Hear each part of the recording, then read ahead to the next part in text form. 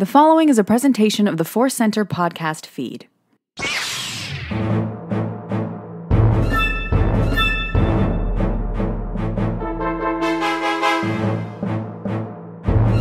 As Obi-Wan Kenobi once said, hello there, and welcome to Databank Brawl, the podcast where we learn about Star Wars characters, discuss them, share our little feelings about those characters, and then make them fight for our amusement and yours as well. I am your host. My name is Joseph Scrimshaw. With me, as almost always, is Ken Napzok. Happy to be here with water tonight because I'm trying to be responsible. That's right.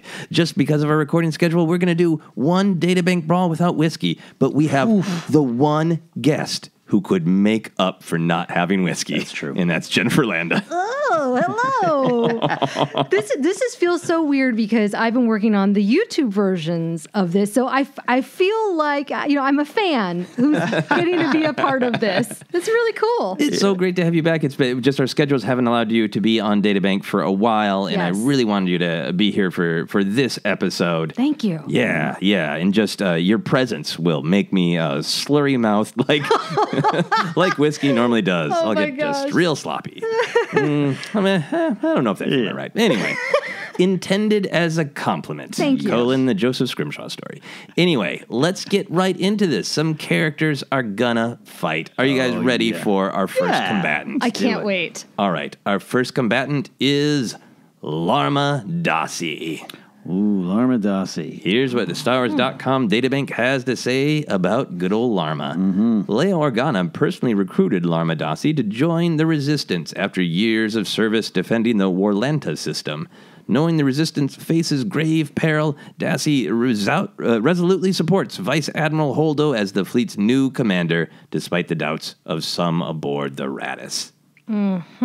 Yeah, so now for people who aren't in the room with us, there was a ripple of what now from Ken and Jennifer. But as soon as you see this character, you're like, Yes. yeah, her. She's Yes. awesome. Yes. I don't mean to be too leading in what people should think, but I love this character. You will think she's awesome. Wow. Yeah, Commander, I think I say Commander D'Acy, but you say D'Acy. Yeah. Darcy. And I don't know it is correct. Well, I might have an answer to that. Oh, good. Because that's part of the fun of Star Wars names. Yeah. Right. Unless it's Therm's Scissor Punch, you don't know how to say it correctly, right? Skizerpunch. They are this character was played by actress Amanda Lawrence, who was great. She was named for Dan and Stacy, two close personal friends of Ryan So Johnson. that would be D'Acy. D'Acy. Larma D'Acy. Larma D'Acy. That's even Commander D'Acy, better. yeah. Dassy? Not Daisy. D'Acy. D'Acy. Commander D'Acy. Yeah, Commander Larma D'Acy. D'Acy. Okay. Stacy, D'Acy. Okay. Yeah. Dacy's mom has got it going on. That is how I'll remember There how to you say go. her There name you correctly. go. Okay. And I will say it like you used to say the bass player of Smashing Pumpkins, RC. All right. Wow. So, Yeah, so Larma Great character. Stacy's mom is a great Star Wars character, I Yeah. think. Ken, why don't you give us the physical description, pull her up on Wikipedia and see what we got there, and then we'll get into what we think of this character. So, human, female, hair color blonde, eye color blue, skin color light, no size, no height. She does seem rather tall, but she's also standing next to Laura Dern, and that's kind of what I Yeah. think. Laura Dern is very tall herself. And what I love about the actress, Amanda Lawrence, is that what I Yeah. said? Yeah, Amanda Lawrence. Yes. She has got such a character-driven face, a long, sleek nose, and it's one of those very British type of character actory type of faces. And sometimes I think over here in America, we put all the pretty people up on the screen, and she's pretty. I said that wrong. But you know what I mean? Like these perfect sculpted models. These stereotypically attractive people. And yeah. so the faces lack some character. She has got some character to that face that I absolutely love. And so you're immediately drawn to this character. Yeah. And then she's great, right, Jennifer? She's in control. I loved her the moment I saw her because she does look more like a character actress.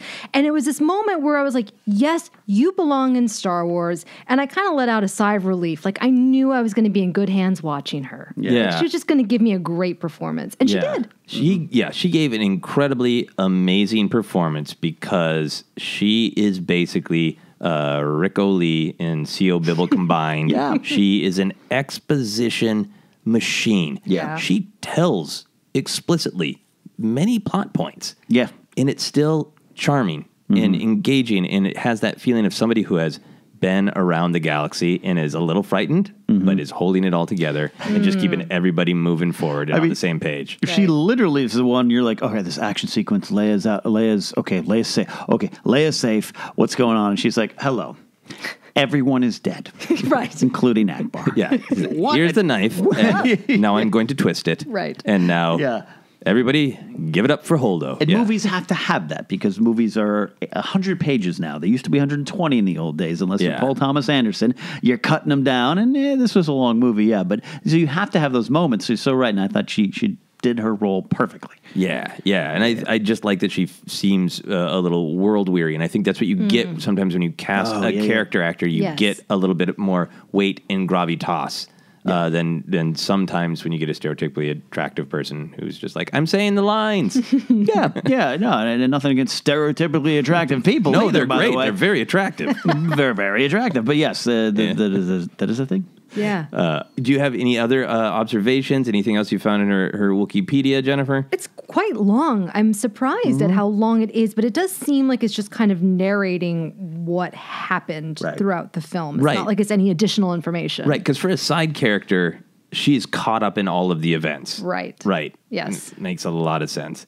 And she does have a Gly 44 blaster pistol. Ooh, do you know from all of your time in Battlefront exactly what that is? Have you shot that gun? I have not shot that gun. It is the manufacturer was a Ryloth Defense Tech. Elleris Ryloth Defense Tech is the manufacturer of the gun. And what kind of is it? A little holdout? Little blaster, and Poe Dameron and Eloatzi also had one as well. Oh, okay. Yeah. So they're a little shorter barrel, but not not long barreled. Correct. Okay, good. All right. That lets us know, because I think she might get a chance to use it. This is Databank Brawl. Oh boy. And are you ready for who Larma D'Acy is going to fight? Absolutely. Yes. Our next combatant is Lovey. Here's what StarWars.com Databank says about Lovey. A striking figure with a geometric red hairdo and fitted lattice dress, Lovey is a familiar sight by the side of the master codebreaker at the gambling tables of the Kanto Casino. Lovey has her own secrets, including her true name, which she has yet to reveal to her companion. What? That's not actually written out. That's just a noise I made. Everybody on board with who Lovey is? I'm trying to bring it's not showing up on Wikipedia, but I know the character well. I could almost just pull down my character guide there. She does not have a Wikipedia. How do you Lovey? That was the name of my first dog. Oh, really? Oh, yeah, little dachshund, miniature dachshund. I was spelling it more in Thurston J. Howell III as opposed to his wife, Lovey. That would explain it. Yes, Lovey. Yeah. So we got a little bit of a physical description in the database entry, but let's give a better one. Well, despite her hair, she is what I would call stereotypically attractive. Yes, a model. She is portrayed by a model, right? UK model Lily Cole portrays this character. Oh, Lily Cole. Yeah, yes. Lily Cole. Okay. I don't know who that is. Jennifer, who is that? She's a model. Asked and answered. Yeah. Yes, she was about. She is also was in the Imaginarium of Dr. Parnassus, if that helps you at all, Joseph. No, it does not. So, yes, human female, light brown hair in a box or more rectangle shape. Yeah, geometric, like rectangles. In keeping with the Canto Bite aesthetic, which is, I think, in a lot of ways, the Hunger Games District 1 or whatever it was a style. Yeah. And does Wikipedia have any extra details? She's not. I don't believe she showed up in that Canto Bite book. I could be wrong. If it is, it's real subtle, small cameo. Nope. She did appear in The Last Jedi: Rose and Finn's Secret Mission, which might be more of a young adult children's book.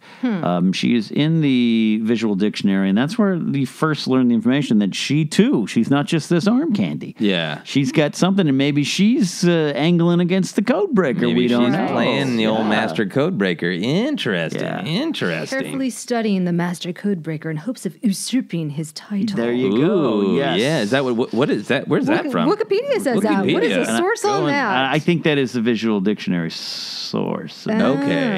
Yeah. Wait, no, is it the Ultimate Sticker Collection? It might be. Wait, is that wrong? The Last Jedi visual dictionary. Oh, it's a visual dictionary? Yes. But she does appear in the sticker book. She does appear in the Ultimate Sticker Collection. I got it. I'm just going to throw out there, I think let's include a sticker book somewhere in the fight, just as tribute to that. We should include a sticker book somewhere. Dropping canon in the sticker books. Jennifer, I think you are probably better with fashion than Ken or I. Can you tab over to images and tell us what you think of what her dress? Yeah, I'm trying to find where are the images. I feel like she, to me, immediately looked like oh yes, look at this dress. This dress is gorgeous. It's very high fashion.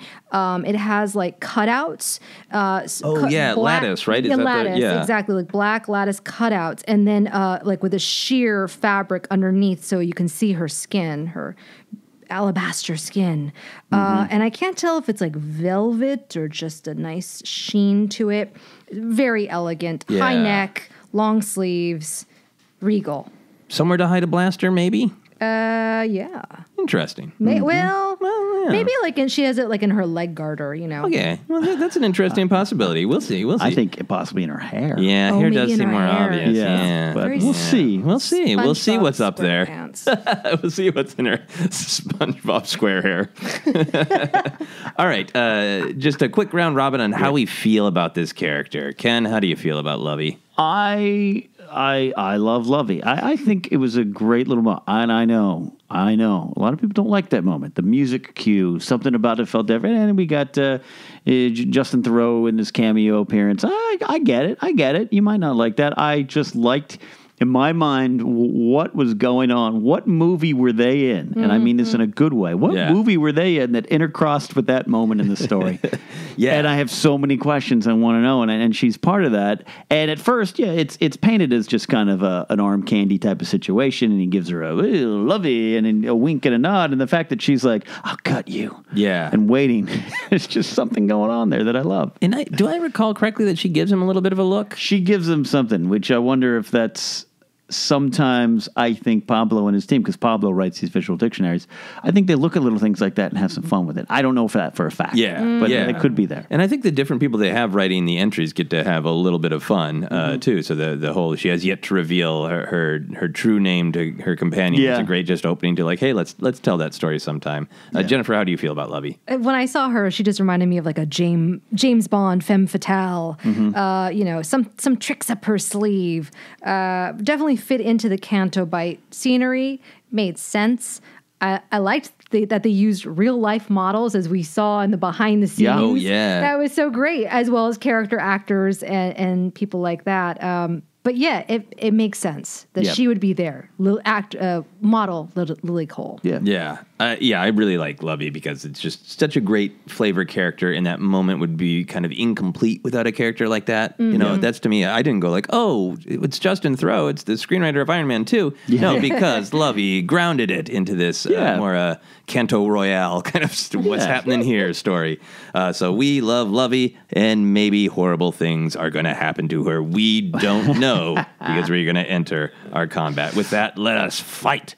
Now, as always, we start by discussing where and when these characters are both alive, right? Larma D'Acy, D'Acy? Gosh, darn it. D'Acy. Well, Larma D'Acy has a good ring to it, right? But I say Commander D'Acy. Commander D'Acy. Maybe the Larma's throwing you off. Oh, it sure is. But I like saying it anyway. Yes. Larma D'Acy, she survives.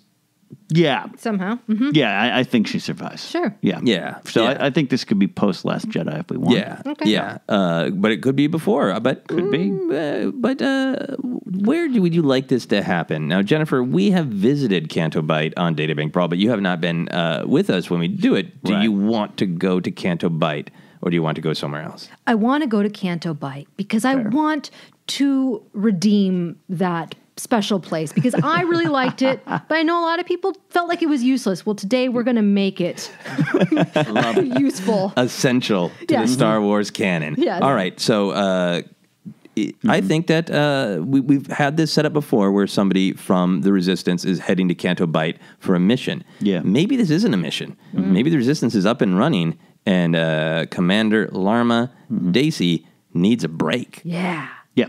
Okay. Okay. So, Ken, paint the picture of Commander Larma D'Acy going to Canto Bight just to kick back and take a breather.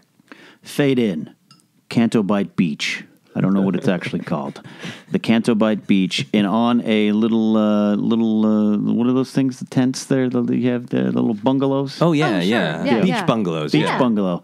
In a space beach bungalow sits Commander D'Acy, Larma D'Acy at this point, because she's off duty here. She's finally gotten some much needed leave. General Leia has said, let's all take a moment to catch ourselves. So she is sipping on some, space margaritas and just enjoying herself on the beach there. Yes. Near roughly where the Finn and Rose crash landed. And I'm going to add that one of the things that she really likes to do to relax is she remembers from ancient times when there used to be more books, these things called stickers.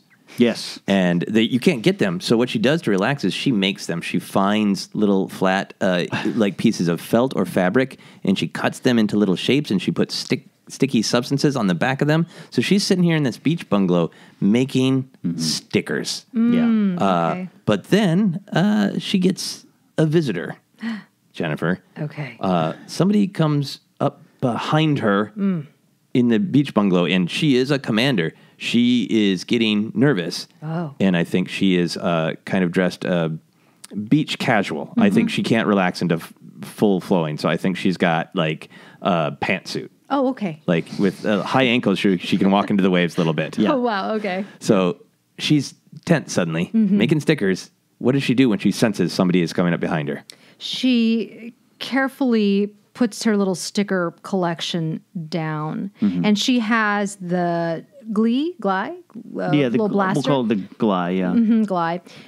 She has it in her pantsuit has like cargo pockets. Oh, yeah. So she kind of like puts her fingers on the outside of her pocket, just in case she needs to use it. Yeah. Just kind of She's ready. caressing that handle of that blaster. Right. Yeah. And Just in case. maybe kind of playing with the sticker book with the other hand, a little sleight of hand. To distract. And Jennifer, she hears a voice speak to her, and this voice is Lovey.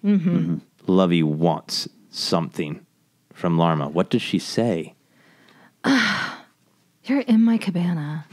Cabana, that's the word I was looking for. And she, Lovey is wearing this gigantic beach hat on top of her SpongeBob SquarePants. Oh, yeah. So she looks utterly ridiculous. She's wearing gigantic sunglasses. She has a wrap around her waist. Nice. Bikini. Lattice bikini? A lattice bikini. Not appropriate for going in the water. No. And you would wonder if she were to tan, it would make an awkward tan line. Let's just imagine that whatever exact kind of human she is, that she can not tan. Okay, sure. Yeah. So she just is a sight to see. And she's literally blocking Commander D'Acy's son. Okay. Just for that hair, that hat, and that hair. So I think that D'Acy tries to handle the situation by doing what she is best at, which is explaining everything that is happening in this moment.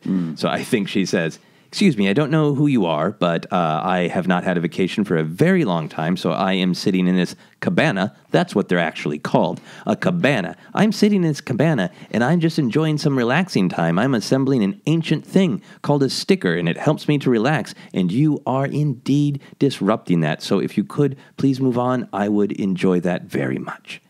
Now, Ken, does Lovey accept this? We're going to get right into it. Lovey reaches down and yanks out the seat that D'Acy is on, Oh, no. knocking her to the sand. Commander in the Sands. Commander in the Sands. Oh, no. Just boonk, flips it up. And I think that Larma is so tense she assumes that this is not a simple squabble over a cabana, but rather an attack from a first-order spy. So I think she whirls up that glide, whatever it is, blaster is out, and she says, I know you work for the First Order. And she actually puts the blaster right up to Lovey's chest, so it's hooked on the lattice of her swimsuit. Now, how does Lovey respond to that, Jennifer? Lovey laughs, takes off her glasses dramatically, and then just puts her little index finger and just like flicks the gun away. Oh, yeah. Just a true sign of disrespect. Right. Okay. Get that thing out of here. And in that motion, Lovey is maybe a little stronger than she realizes, or maybe put more strength into that finger, because maybe Lovey has some stressful things going on as well. Maybe there's a reason she needs to be in this cabana. She pushes so hard that Larma's foot slips on the sand, the blaster goes off, and she blows that big beach hat off of Lovey's head. Oh, no. It explodes. It explodes. Like the Death Star in New Hope. There's a ring of energy that explodes out. Who knows what this hat was? Yeah. Maybe this is what Lovey was delivering to someone she was going to meet at this cabana. I think there you go. This secret explosive hat. She blurts out, my information! And it like rains down. Yeah, there's a little bit of fire on the cabana. Yeah. So this is obviously upsetting to Lovey. Does Lovey let out a bunch of exposition at Commander D'Acy, or does she just go on the attack? How dare you? That was a special piece of information because I hate that code breaker and I just want to get his place. And I think then she launches her hands out and grabs D'Acy's throat. And begins to throttle. Yes, she Homer Simpson on Bart Simpson style is choking her, but there is a secret weapon that Commander D'Acy has, and as a child on her home planet of Warlanta, Warlanta, she was made fun of by many young children for this, what is now in this fight a weapon. She has a prominent nose. And as a child, the kids would make fun of her, and she had to grow into her own and become comfortable with who she is and realize that she has a face of great character and great beauty. Yeah. And in this moment, she also realizes it's a weapon. And much like Steve Martin in Roxanne, he's able to use it as a weapon. So she's go for it. She just simply bops Lovey right in the left eye. Okay, she nose butts Lovey in the eye. Yes. Nice. Okay, and I think that Lovey screams out in pain, Jennifer. Yeah. And I think a thing that we haven't seen in Star Wars, she was wearing a data contact. A contact that was a backup of the information that was stored in her hat. And this has been pulled off on D'Acy's nose. And I think Lovey realizes that without this information, her contact is going to arrive and she is going to be in great peril. And I think she just starts seeing red, and I think she attacks D'Acy in the most vicious way that Lovey can think to do. What does Lovey pull out of her hair or somewhere else on her person to attack the commander with? I think she pulls out of her hair sharp, like a what is it? Like a knife, basically. A sheave, right? A shiv? A shiv. That's what it was. Sheave would be She pulls up. Just tiny sheave. I think there's a step before that, Jennifer. Yeah. I'm going to yes and, but coming from the left side of that. She pulls out of her hair what D'Acy looks at and thinks it's a lipstick container. And D'Acy's like, now's not the time for makeup. And Lovey's like, oh, even you would underestimate me? Think I'm nothing but a mere beauty concerned with only superficial things? And this lipstick is actually a small vibroblade. Okay, now we're talking. Yeah, there we and go. that vibroblade begins to dance through the air, and Larma has to use all of her training because she is well trained. So she is blocking with her wrist, she is ducking and diving. There's a cut to her shoulder, and her instincts take over, and she grabs something to block as the cut comes down to her face, and her sticker one of her stickers that she was working on. She was working on a beautiful sticker of a lugabeast. Yes. And it was cut in twain. In twain, I say. Yeah. And, oh, man. And by the way, Ray told her about the lugabeast. lugabeast, and yeah. described them on her home planet, Jakku. And D'Acy was like, this sounds amazing. Larma filed it away. I'm like, make a Inspired. sticker of that. I bet someone would want a sticker. Yeah, when that Ray's busy, wouldn't she like it? It was for Ray. It was a gift. D'Acy has a space Etsy site. It's scrapbooking. But Yeah. it's like That's for what she stickers. wants to do when the Yeah. galaxy is at peace. Just sell stickers on the holonet. So she uses it as a shield. She puts it up. And it sizzles through, and now she is enraged, and I think she starts using her environment to her advantage. She is clever. She is a tactician. She jumps up on the table, so she has more stable footing, and she starts bringing her knee in and hitting Lovey in the face, and Lovey can't get good footing because she's on the sand. Yeah. So the vibro knife goes flying up, and it actually cuts through her hair. So her hair goes, and this elaborate structure falls apart. If you've ever watched like an old stadium be imploded, Yes. that's what happens to her hair. It starts just, It's like the melts. Houston Astrodome. Exactly. Falling to pieces. It's falling to pieces, right? How does Lovey respond to this, Jennifer? Like the Wicked Witch, right? No! And starts like crumpling down into a ball. And at this point, Commander D'Acy sees this as a huge opportunity. She grabs the cabana, which has like fabric hanging down, and she's like, like a Tarzan. She starts like swinging and kicking and kicking. Oh, nice. very back and forth. very violent. Okay, so Lovey is being pummeled. It's all she Literally can do pummeled. to block it, block. And I think this is a good place to pause our combat and decide who we want to win, who we think would win in a physical fight. And is there anything in our narrative that has colored us to believe that one or the other should win? All that kind of stuff. I think I would choose in like who should win physical type of situation. D'Acy's skilled and she's a trained military person, but Lovey's got that like fighting in the streets type of approach. Right. And to get to where she's been and where she's at, like she's had to scrape and scrap.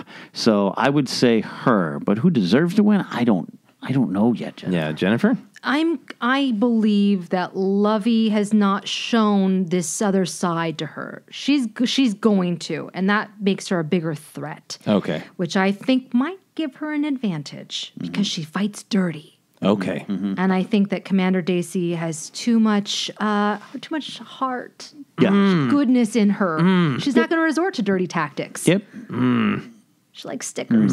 Yeah. I don't know if I can accept this. You don't? Yeah. Yeah. Where do you go? Yeah. Well, here's what I think. I think Larma is a leader.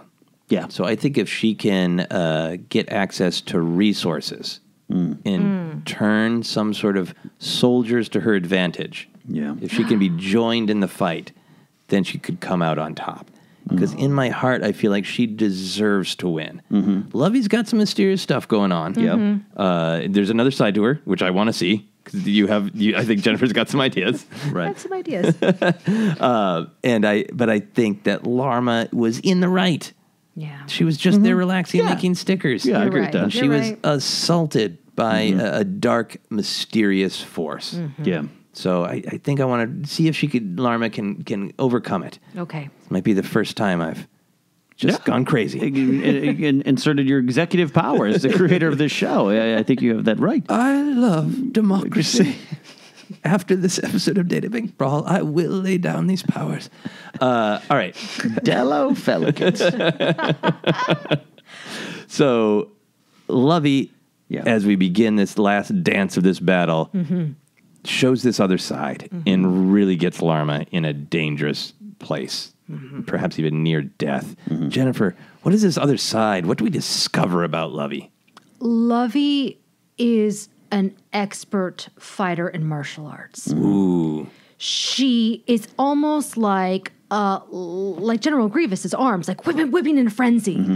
She's just like going at it. I don't know the exact terms of like jujitsu, getting an arm bar and headlock. These are right. These are correct terms. A noogie, yeah, These right. are correct Arm terms. bar, Yes. yeah, okay, got right. So she is able, and I think that D'Acy is shocked by this. This other side, this Lovey is very tall, thin, kind of gangly. Yeah. It's unexpected. Yeah, I think, in fact, going with that, I think she rips off her wrap, right? Because you said she was wearing a wrap. Yeah, a little sarong. And now she's using that as like an advanced weapon. Like in like Jason Bourne movies where everything in an environment is a weapon. Yes. Like she is whipping it so it's getting in Larma's eyes and like Ooh, that knocking her eyes hurts. out. She's like wrapping it around so Yeah. I think she gets Larma's arm and actually maybe cracks it Ooh. a little bit. With those kind of the pressure move. Yeah. And Larma is realizing if I do not come up with some clever plan of strategy, I will be murdered over a cabana confusion. Cabana confusion. We all must avoid that.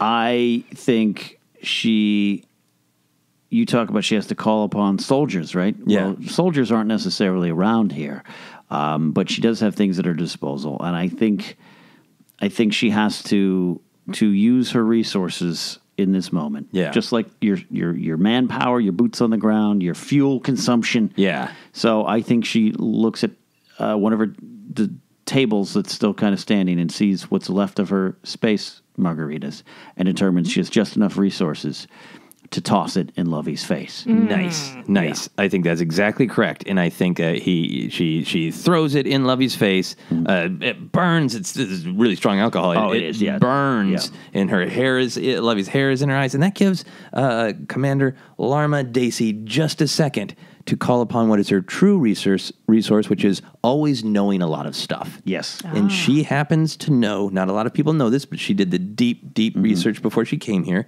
that under the sands on the beach of Canto Bight live some little worm creatures called dubecks. Dubecks? Dubeckies. Okay. Distant cousins of the dubecks. Yeah, tiny worms. versions, tiny dubeckies. Yeah. Yes, dubeckies. And they are alarmed by shrill noises. Yes. So Larma takes the shattered end of the stem of her margarita glass, and she blows into it, which makes this high-pitched sound. And suddenly, swarming up from the sands, dubeckies. Yes. Yes. Worms with little carnivorous biting teeth, and also they have wings. They're flying worms with teeth who are normally left alone unless you make this exact high-pitched noise. Abominations. That only a good researcher would know that there are hideous Lovecraft worms under the sands. Yes. Oh, God, it's like flying leeches. Yeah, and they swarm up, and Larma points the sound at Lovey. Oh, no. And they start biting at her.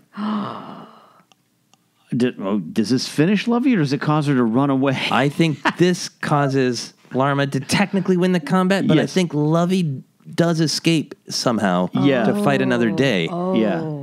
Jennifer, do you have a thought of how she escapes this just flood, this cloud of dubeckies? What's fascinating is that the dubeckies only attack her face. And what was this beautiful model face? She runs away shrieking in horror. And, eventually they fall off and whatever. And what's revealed is just a mangled piece of meat.